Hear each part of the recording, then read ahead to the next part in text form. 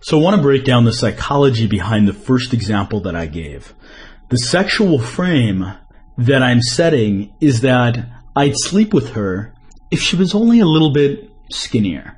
This also puts into play several compliancy triggers.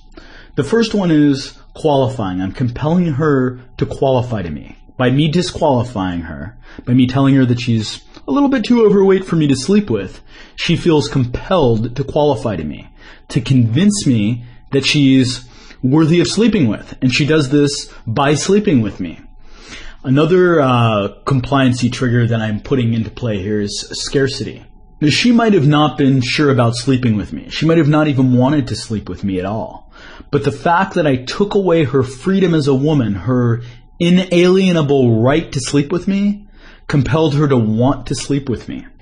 And because she's unaware of the impetus, the very thing driving her to sleep with me, namely scarcity, she ends up attributing all sorts of positive qualities to me. This also hits several of her primitive emotions. It triggers her feeling of wanting my validation, obviously because I've invalidated her.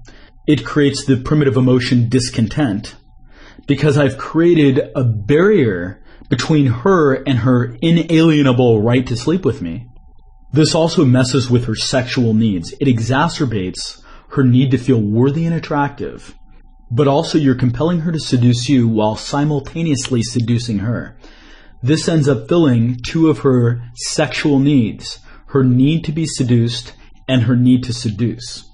Furthermore, it creates and builds on the perceptual filter of comfort, because you're making her see you as an authority. And as you know, when someone sees you as an authority, they feel more comfortable complying. The other thing it does is because she's the one chasing you, that's going to help build the perceptual filter of comfort. And this is going to ultimately create a very strong sexual connection between you and her. It's going to create powerful attraction.